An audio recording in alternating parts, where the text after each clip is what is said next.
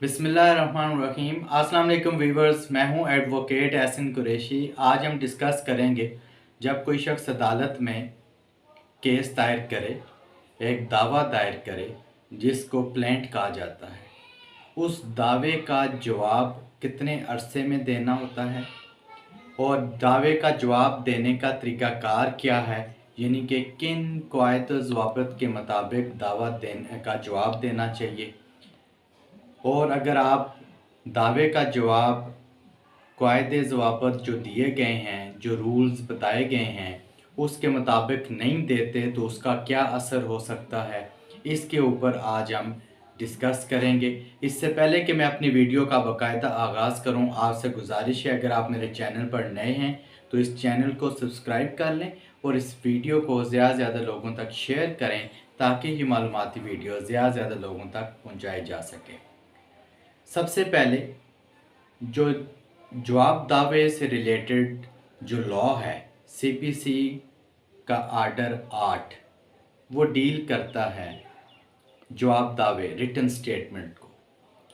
जो written statement है वो जब जवाब दावा आपने फ़ाइल करना है, उसकी जो मुद्दत है जो आर्डर 8 में दी गई है कि जैसे ही आपको नोटिस मिले, नोटिस रिसीव होने के 30 दिन के अंदर अंदर आपने रिटन स्टेटमेंट दायर करना है।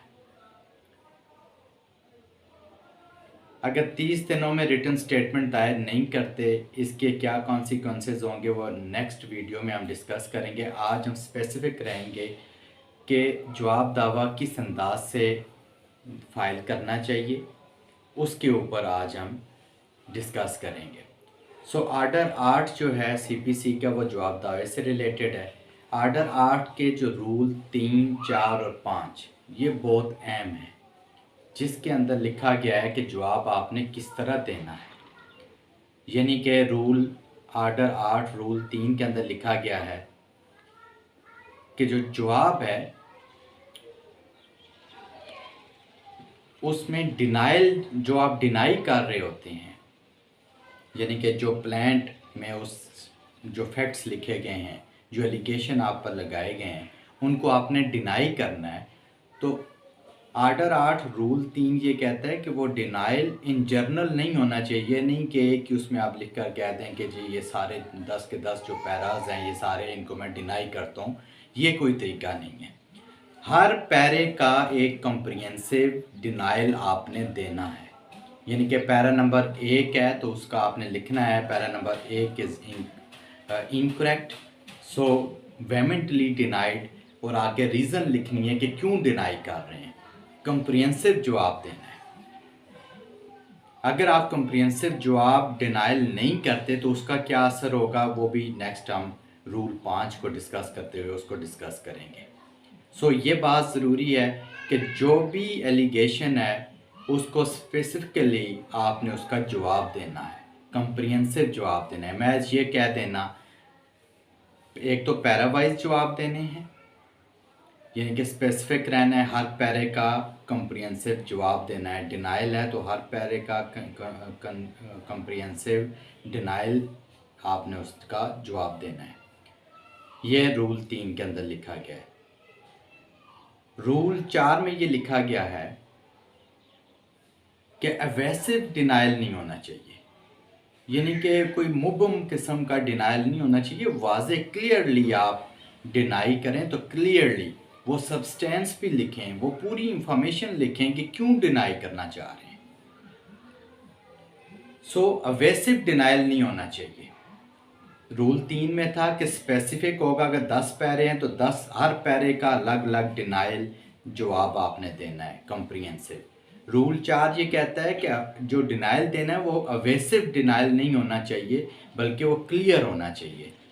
यानी कि किसी चीज़ को आप रद्द करते हैं तो मैज़ ये कह देना कि para number 1 is incorrect, so vehemently denied, ये सफिशिएंट नहीं है, बल्कि उसके रीज़न लिखेंगे कि क्यों आप डिनाई कर रहे हैं। उसके अंदर न्यू फैक्ट्स लिखेंगे किन बेस पर आप डिनाई कर रहे हैं। एवेसिव डिनाइल नहीं होना चाहिए, ये 8 का रूल 4 कहता है। अब आर्डर 8 का रूल 5 ये कहता है कि जो डिनाइल है, अगर वो स्पेसिफिक डिनाइल आप नहीं करते या अवेसिव डिनाइल आप करते हैं। स्पेसिफिक डिनाइल मैंने बता दिया कि हर पैरे का डिनाइल करना है अलग अलग से, यही नहीं कि एक ही पैरे में सब 10 के 10 या 20 पैरे जितने भी हैं एक ही पैरे में आप डिनाई करते हैं, ये कोई डिनाइल नहीं है। स्पेसिफिक होना है, हर पैरे का अलग से जवाब देना है। इसी तरह अवेसिव डिनाइल है, सिर्फ डिनाइल कह देना कि ये बात गलत है, ये दुरुस्त नहीं है, ये अवेसिव डिनाइल होगा, बल्कि उसकी डिटेल देनी है कि क्यों, किन हालात की रोशनी में, किन वाक़यात की बिना पर आप उसको डिनाई कर रहे हैं, वो लिखना ज़रूरी है। अगर आप स्पेसिफिक डिनाइल नहीं करते, अवेसिव डिनाइल नहीं करते, तो ऐसा समझा जाएगा कि वो आपने एडमिट कर लिया है। ये आर्डर 8 के रूल 5 में लिखा गया कि अगर आप स्पेसिफिक डिनाइल नहीं करते या स्पेसिफिक अवेसिव डिनाइल करते हैं, तो हर दो सूरतों में ये समझा जाएगा कि आपने उसको एडमिट कर लिया है। अलबत्ता कोर्ट के पास ये जवाबदीदी इख्तियार है कि वो पार्टी को ये कह सकती है, प्लेंटिफ को, कि आल्दो कि उन्होंने इसका स्पेसिफिक जवाब नहीं दिया या अवेसिव डिनाइल किया है, मगर फिर भी ये एडमिशन के ज़ुमरे में तो आ रहा है, मगर फिर भी आप इनको साबित करें, ये जवाबदीदी इख्तियार है। अगर कोर्ट ऐसा नहीं करती और आपने अवेसिव जवाब दिया है, स्पेसिफिक डिनाइल नहीं किया, तो फिर वो जवाब ऐसे ही होगा जैसे आपने एडमिट तस्वर कर लिया है। Thank you so much.